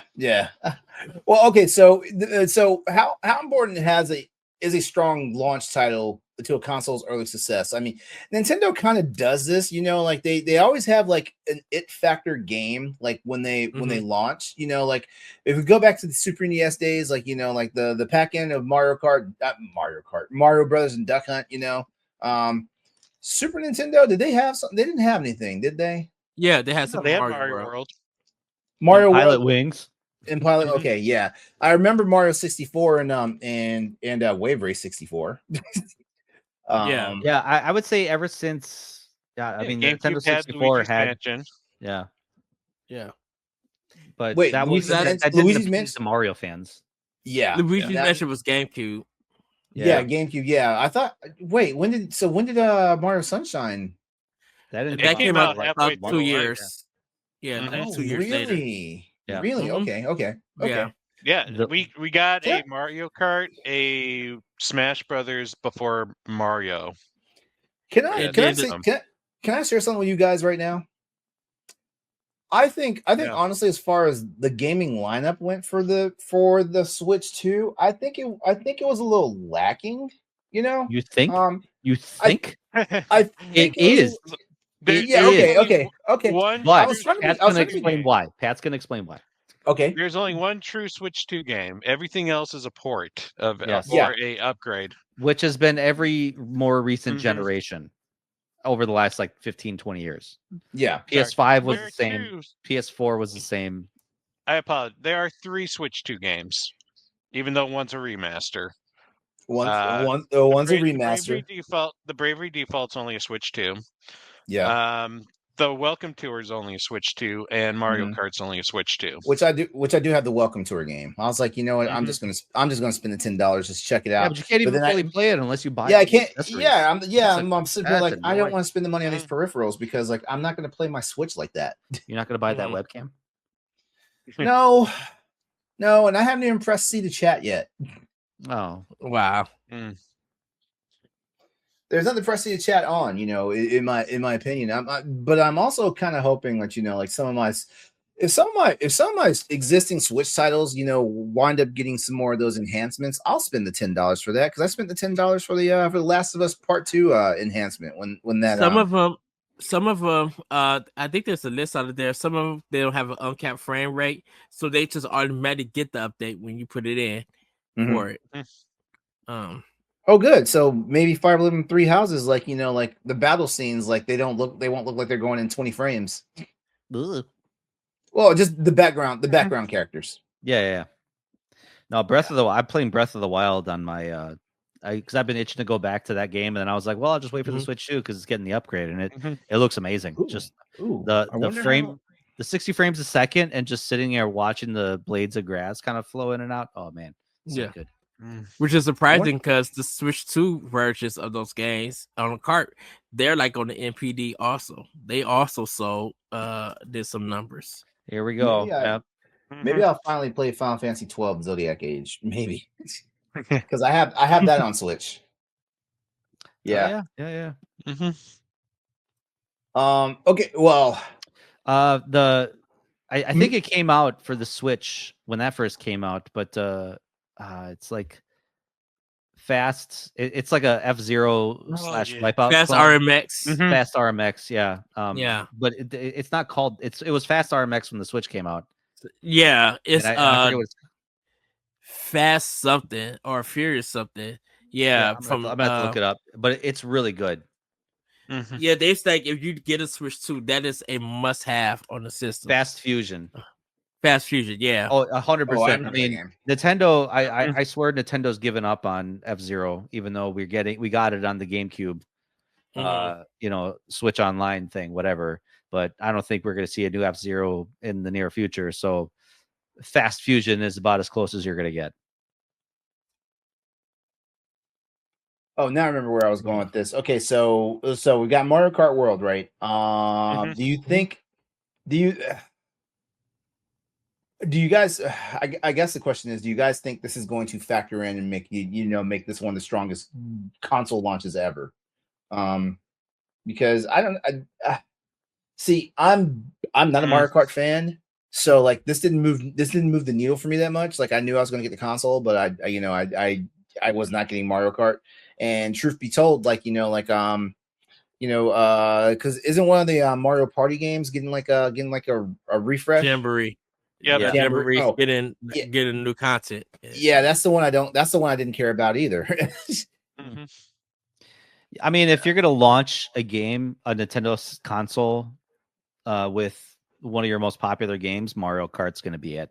You know, and I think that's definitely overshadowed their lacking release, titles.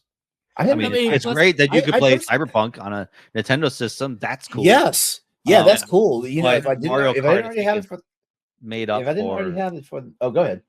No, I was just gonna say Mario Kart just basically, I mean, it's a new Mario Kart. Everybody loves Mario Kart. So I think that's overshadowed everything else. And plus, you have like 72 some million on the previous console, so that's like if we're going to have that high number, it's a possible chance that we could meet that same number as more systems come out, because that just makes it a 1-to-1 ordeal for Nintendo, whether people get it digitally or physical. That's going to just like show how powerful Mario Kart is. You know, if they get 40 switches at the end of, oh, go ahead, LeRon. I was about to say, I feel like the price tag is a little bit of a hindrance, though. Like, people are really questioning, why $80, Yeah, but they're still paying it. They're still paying it.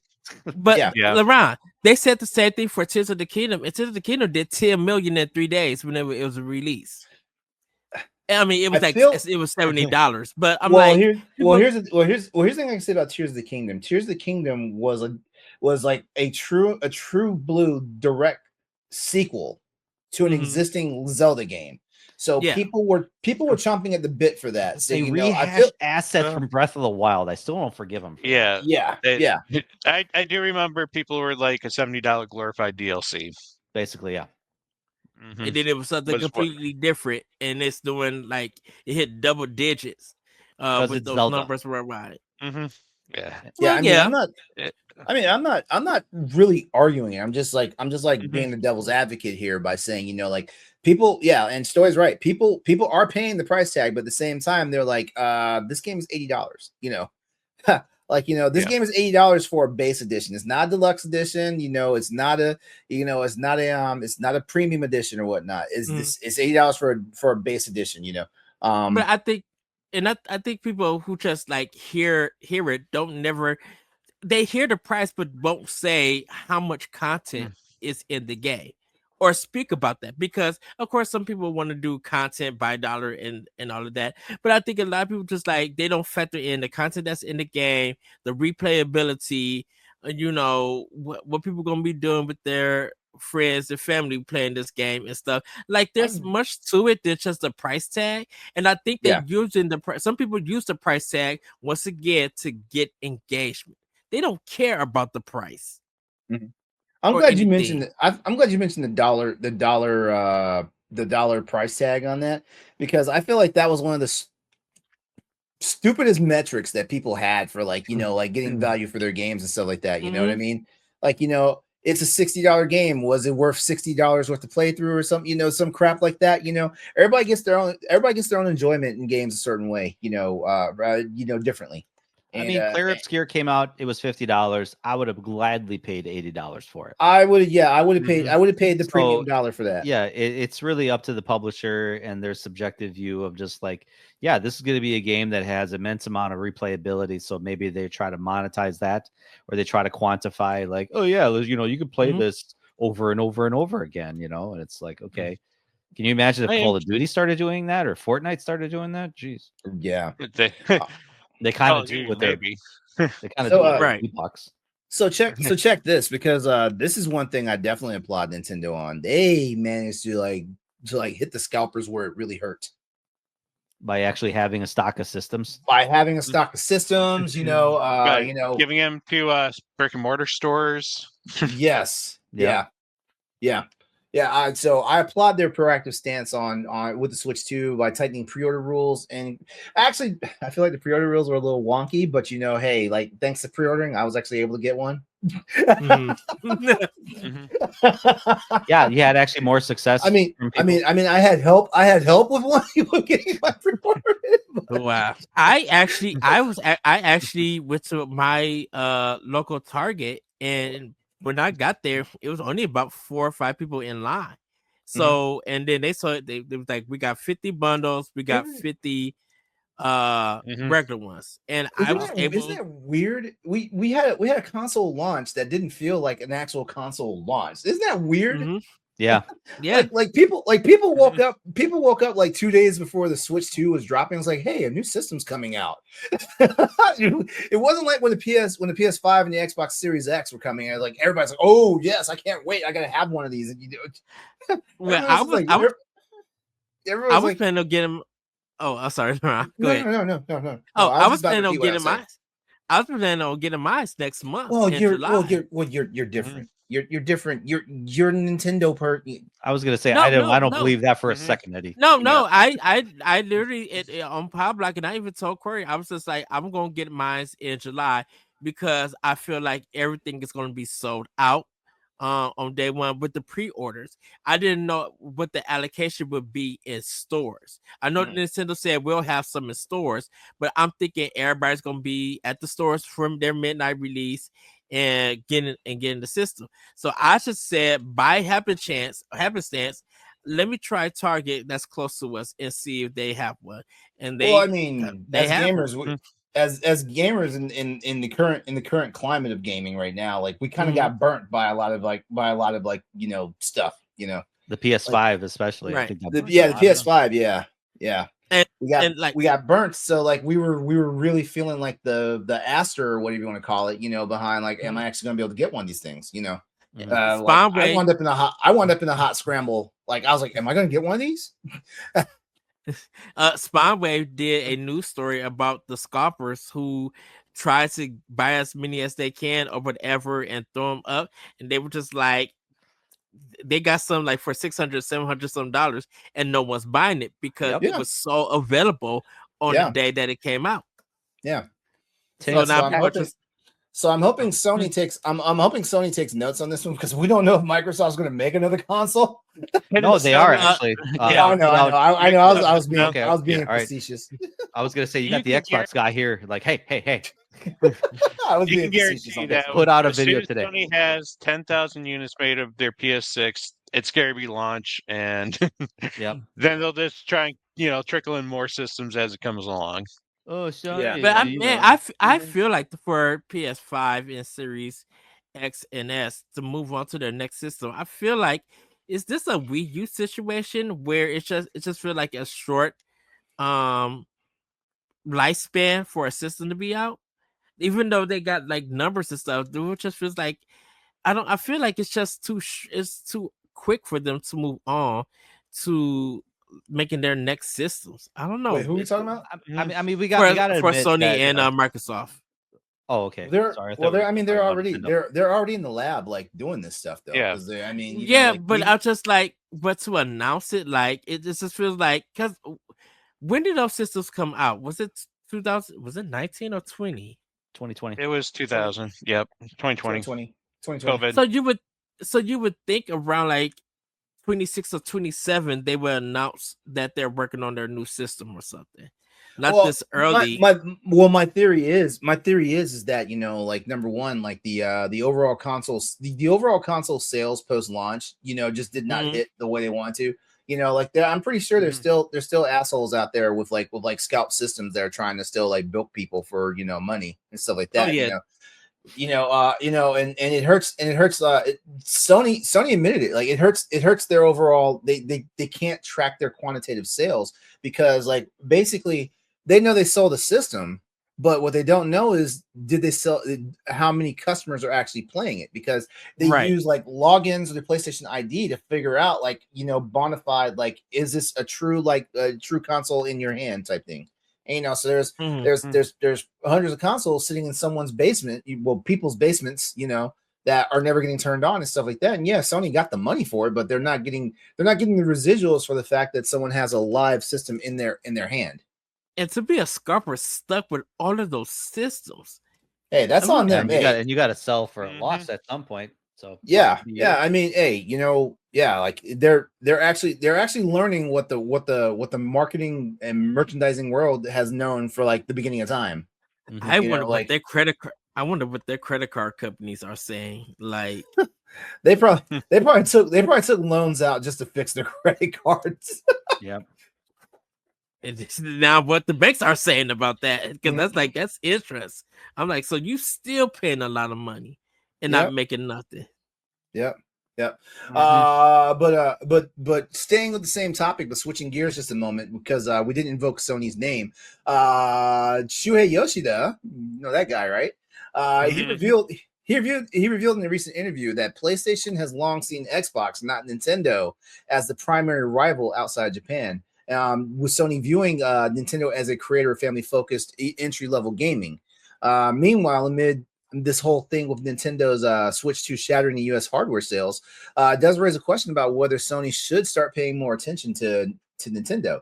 Ed, I'm gonna lob this your way first because I know you got some stuff to say. So yes, so going to that family friendly thing, it doesn't make sense that the family friendly thing is being used when it's something like Doom is selling 1 million, while something like that. Actually, hold on. Let me just to clarify just a little bit. Shuhei's run was back in PS4, so think of it from where he's thinking about during that time frame. Yeah. Well, you got to think that you don't hit almost 150 systems and you think that that's 156 million kids doing it. No, it's a lot of adults who are buying these systems, buying the collectors, making a lot of games from every rating besides AO hit like 1 million plus sales, whether it's indie or first party or third party.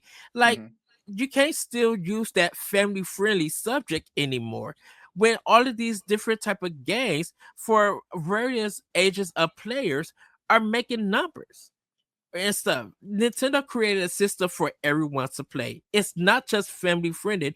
Everyone is playing it, because if you look on social media, you see pictures of people posting games, it's a bunch of adults that are posting it. So where's that family friendly if they be like, I can't wait to play Mario Kart with my friends and stuff. I can't wait to play Mario Party, or I can't wait to talk about Bayonetta 3 or Fire Emblem 3 Houses. Like, what kid is playing Fire Emblem 3 Houses that got a Nintendo Switch? And that deals with themes of death and, problems and relationships and stuff. No 9 or 8-year-old is thinking about that and stuff. And this is coming from Nintendo. Of an 8 or 9-year-old is thinking about the game, is Fortnite or is Roblox or Minecraft. You're not gonna buy a Nintendo Switch like that. So I think using that term family friendly is something that it's gonna hurt you in the long run. Just be like, Nintendo made a competitive console that seems to a popular console that's like his various ages, and Sony needs to pay attention to that, because so you're telling me we need more Astrobot. Even if you need more Astrobot. Even if we do need more Astrobot. Yes, we do. You want to know why? Because when Spider-Man 2 came out against Mario Wonder, Spider-Man 2 did do great in the sales, but Mario Wonder was selling every month. And so if your biggest game is still an E-rated game like Astrobot and it's game of the year, yeah, you might want to start making a variety of games that is going to hit any age that people are going to love. People are mad at you because you're remastering The Last of Us Part 2. This is your third version of doing it. PlayStation players don't want to do that. Right now, for Nintendo players, we want Wind Waker HD to come. A port of a Wii U game. Yeah, but they wound up giving us the GameCube version, which I'm like, we didn't ask for this. Actually, the GameCube version, if you played it, LeRon, it's really good. I did play. I owned it. I haven't played it on Switch 2, but I did play it on the original one on the on the Wii. On the GameCube. Jesus. Don't make Eddie mad, LeRon. No. But I just think that if wait. It plays. It's playing at 120 on Switch 2.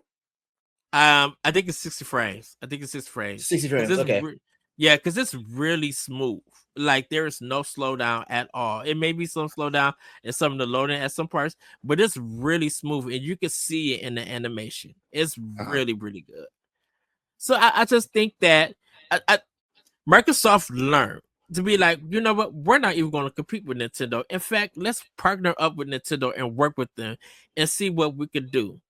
And it's been a great business for them. I think Microsoft had to do something. I mean, because Sony's been eating Microsoft lunch for 2 console generations. Mm-hmm. Yeah. Yeah. Because because the PS4 and the Xbox One thing, some people are still feeling, but I'm like, Xbox got some really great games out there. They've been like making moves. This year for Microsoft has been a big year, and if you think I'm lying, just check out their first party games, check out their sales on PlayStation 4 and on PC. Like, I think it was something was like number one pre-ordered on PlayStation 4 or 5. I think it was Sea of Thieves and stuff. Like that hit number one on the pre-orders when Microsoft announced it that it was coming to PlayStation. That's baked for Microsoft. So Microsoft are just like, we don't care about competition. Nintendo don't care about competition. Everything is an Xbox, Eddie. Yep. Right. Everything is an Xbox. Story, Pat, did you guys have anything you want to add on to this? What were we talking about? I don't about how Sony did not focus on Nintendo being a threat to them. I don't think Nintendo is in a league of its own.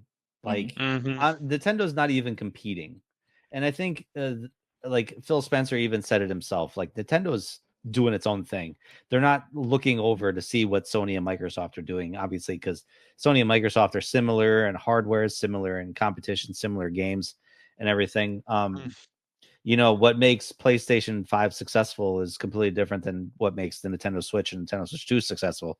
So, I mean, you know, are there family-friendly games on the Sony systems? Yeah, there are.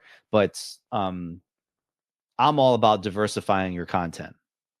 I think for a while during the PS4 era, we had a lot of like mature themed, third-person action adventure games, you know, from Sony first-party studios that it's like, okay, it's the same old, you know. And then Astrobot comes out and just blows everybody out of the water. Yeah. No, I kind of agree in that respect as well, that Nintendo and Sony, they are two different markets in that sense, or at least their aim is two different groups. And instead of saying family friendly or family focused, I'm going to say Nintendo aimed more for the casual gamer, not casual in a bad way, more casual as in only have a couple hours a week to play a video game. You know, I'm gonna pick up something that's easy to pick up, relaxing to play. Where it doesn't take a big investment from the gamer. Or do I have to know so much about previous series entries to be able to understand that?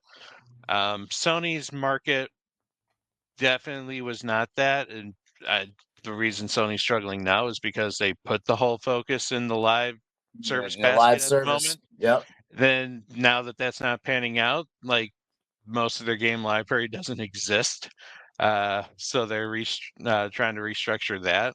And Nintendo just is like, Nintendo's got a good game plan. They space their games out, have all their franchises not necessarily hit on the same year, and they keep a good rotation going. Something that I think Microsoft is starting to pick up on now and do with their gaming studios, and something Sony needs to do a lot better on, especially after they just announced that they will focus on at least one tentpole game a year, several multiplayer games, and other like service. It's like they still want to focus on that live service and try and hit that golden goose. Ugh. It's like, don't do that. Yeah, I think what Sony and Microsoft kind of, well, I'm gonna say Sony and Microsoft. I would say this more about Nintendo. Nintendo partnership and working with like WayForward and Bandai Namco and Platinum Games, and now From Software with Blood Dust, or Dust Bloods. I'm sorry about that. It's that like Nintendo is willing to work with all of these partners, and they make all of these great games. Mercury system is a good one. Like I always say, their Castlevania game was hit or miss, depending on what you thinking. But then you go to Samus Returns, great game. Metroid Dread, hot game that everybody wished that was game of the year, and it's still so good. And that put them in good graces with a lot of people. Like I think that even just with Nintendo's partnership makes people realize that Nintendo, they had their lows, but they came back and they came back snapping. And I think Microsoft and Sony would love to have that. Not saying that they're failing in a lot of things, but they wish they had that combat that that Nintendo has, where people Microsoft was does, for doubting sure. them. Yeah. Yeah. All right. Well, despite Nintendo's Switch 2 smashing sales records and expanding the gaming audience, Sony continues to view Nintendo as more as an industry partner than a direct rival. Meaning, because I know people are like, "Wait, didn't you just say something completely different?" Industry partner, meaning that like they both have the same strategy and goal without actually being direct competition to each other. Right now Sony's in the more precarious position with that. So focusing on the competitive energy with Microsoft instead has kind of been what their thing is. And like Microsoft is not quite ready to roll over and show us belly just yet because there is a new console coming. And of course, like we've got a new ROG Ally system coming that I cannot wait for personally. However, with Nintendo's growing global impact and evolving hybrid console market, Sony may need to ultimately rethink the entire strategy and just to stay ahead, or at least to stay neck and neck with them. See, Ed, you're about to say something? Yeah, because Sony is being sneaky. What they're doing is they're putting some of their games through Bandai Namco. Because Patapon, that's a first party Sony game, and they're releasing it through Bandai Namco. And so if Sony released a lot of their Vita and PSP games through Bandai Namco, that's good marketing for Sony and good money for them to be like, okay, we won't put out even like the Lego Horizon game. Like Sony's just like, oh, if Microsoft is getting that coin, we want a piece of that coin too. And so they're going to figure out a way to probably get some of those smarter games onto it. Can you think of Resistance that was on, I think, PSP? Coming to It was on both Nintendo's PSP and PS Vita. Yeah. Oh, it was okay. Yep. If they could fix some of that stuff and get it on Switch 2, and Bandai Namco releases it, and it does good, don't you think Sony's gonna continue to port more stuff from their handheld games? Can you see that Uncharted game that came out but being on Switch 2? And that does good? I would never. Yeah. Yeah. Yeah, I'm just talking about like their PSP, PS Vita stuff. Some of their first party stuff. If that ends up on Switch 2 and released to Bandai Namco and it's good, and they get sales, if they just even see over 500,000 copies or whatever, Sony's gonna be like, oh, let's move our strategy to this if our live service systems continues not to work. Yeah. All right, we're gonna go ahead and wrap that topic up because we need to talk about what we've been playing this past week. Stoy, you go first because you're the honored guest here tonight. I just beat Clair Obscur, I feel like 2 weeks ago, and that was one of the first games in a long time that I was afraid to beat because I was like. It reminds me of when I was talking with Andre a lot. When Andre would talked about how he could never beat Legend of Dragoon because he was like he loved the game so much that he was like I don't want to beat it. I just start over again. So I got to Act 3 and I was like I kind of want to mop up some side quests and stuff. And then after a while I was just like all right, I just gotta peel the Band-Aid off. So so far it's my game of the year. But I also Pat, maybe you would. Feel me on this one. I got a game in the mail last week and I was like, oh, I got a game. I guess I order things from Play Asia and Limited Run and stuff all the time. And it's like, I forget until I open the box. I'm like, oh yeah, I remember this game. So this game I bought called Steel Seed. And I look at it. Okay. I'm like, it's a Metroidvania, right? It reminds me more like Recore, if anything. Okay. Yeah. Ooh. But Recore meets Metal Gear Solid, kind of. But yeah, I looked at it and I was like, I don't remember this game. I don't what is this game? And Sarah, my wife, she's like, how do you like buy a game and just not know what it is? I'm like, I don't know. I must have watched a trailer and I was like, this is cool. There's got to be a physical copy of it. So I watched a trailer. I was like, oh yeah, I remember this game. But yeah, it's a third person action adventure stealth game. I mean, you can, I think they want you to play stealthy. They want you to, it's like basically like hide behind cover. I do remember the previews for this one now. Okay, yeah. Yeah, I think it won like some like golden joystick awards last year. You have like a drone with you, right? Yeah, and that drone can like, you can use the drone to drop like, mines. You can use it to shoot, and it interacts with the environment and stuff. And you can use it as a drone to tag enemies. That's the best part. But yeah, like it's actually like if you're kind of itching for some like good, really like kind of easy to pick up stealth action game, like this is a good solid game. It's like from a developer I'd never heard of, and good solid AA title, like good voice acting, kind of interesting story. I mean, this is standard post-apocalyptic. The world ended, and now you're a resurrected cyborg that has to connect humanity to the world, kind of thing. Yeah, I would say like Metal Gear Solid, ReCore, and Horizon Zero Dawn had a baby. Okay. Nice. That's basically this game. So, otherwise, I played the Ninja Gaiden Ragebound demo. Oh my god, guys, we're getting a Shinobi side-scrolling action adventure game and a Ninja Gaiden side-scrolling action adventure game in the same year. They both look so good. I'm so amped. Game. Yes, and you're getting a Ninja Gaiden. We're getting a Ninja Gaiden 3D game, guys. By Platinum. Yes, dude. I cried when all of a sudden they were like, Platinum's making the new Ninja Gaiden game. I was like, oh my god. Anyway, Ninja Gaiden Ragebound demo, really good. It's Mayu. They're gonna knock it out of the park.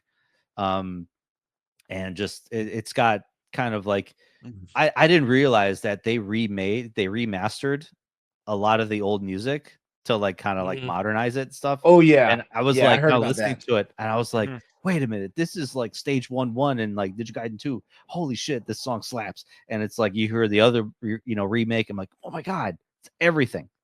It's really cool. If you have nostalgia for the old Ninja Gaiden, like you're gonna love this. I mean, it's got new mechanics in it that makes the game fun. And not so challenging combats. Not as challenging as I think the original game. So I think good, because the original game was balls crushingly hard. Yeah, it was. I mean, this one only tenderizes your balls a little bit. It just tickles them a little bit. It doesn't really crush them. We can only hope. Yeah, exactly. So at least from my experience with the demo so far.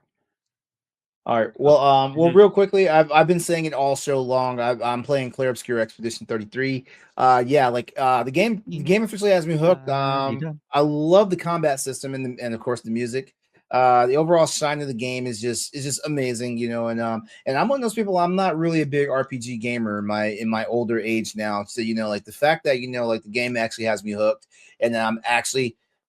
If I wasn't trying to go to bed as soon as we got the podcast tonight, I would actually go play at least 20 minutes of it. I might still play 20 minutes of it because I'm a glutton for punishment, but but I am also starting to understand why people are calling for it to be a contender for Game of the Year. So yeah, I will keep you guys posted on my progress because I will have this game beaten sometime soon. Nice. Ed, what you been playing? I am playing Lollipop Chainsaw Repop. This is my first time playing the game. I never got to play it on PS3. Downloaded Torchlight 2, so I'm playing that. I'm gonna restart Disco Elysium Switch 2 because I had it on my Switch, gave it a try, and then put it away because I started playing Xbox. Playing Cookie Cutter, which is a Metroidvania, and last but not least, Pippa Shillo and the Cursed Yo-Yo. I am getting close to the end of it right now. I'm just searching for extra stuff. Pocket Trap and PM Studios, they snapped with this one, and this one is definitely a Game of the Year contender from me. I played this demo at last year's PAX East, and I keep talking about it. I got to meet one of the developers, and they're from Brazil, Pocket Trap, and I told them that not only was that my game of the show for that PAX East, I was willing to pay him $20 right now to take home this demo and play it because it was that good right inside. And I was just like, they were supposed to release it last year in August for Steam on PC, but they pushed it back and released it in May for everything. And I was just like, found out they was doing physical and ordered my copy from Canada. It was just like, gotta play this. So it's Awesome. so good, so challenging. Hey, Eddie, we're gonna have to interrupt you here just because we got like 2 minutes left. But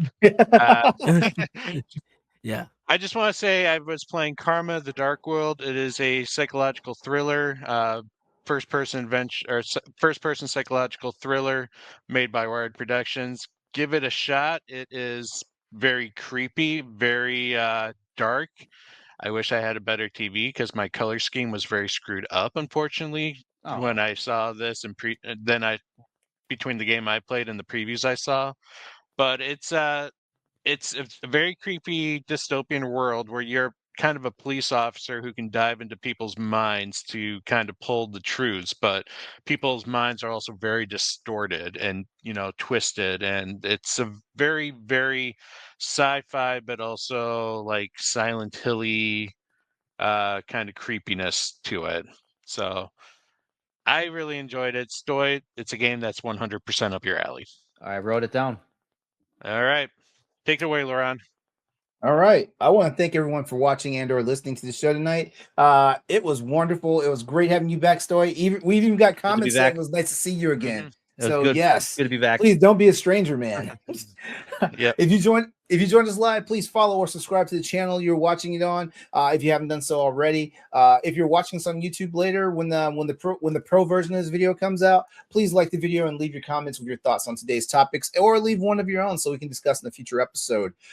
If you're listening on Spotify or Apple Podcasts, please consider leaving us a 5-star rating and a review.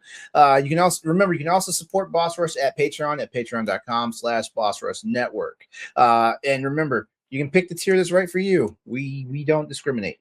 You can even follow for free and gain access to our base shows all on one feed. Guys, this has been a wonderful show.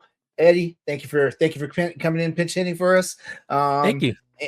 And just a quick shout out to everybody. Play games, be better, and please thank you again for watching. We'll be back next time with an all new episode of the Boss Rush Podcast. You guys have a good night.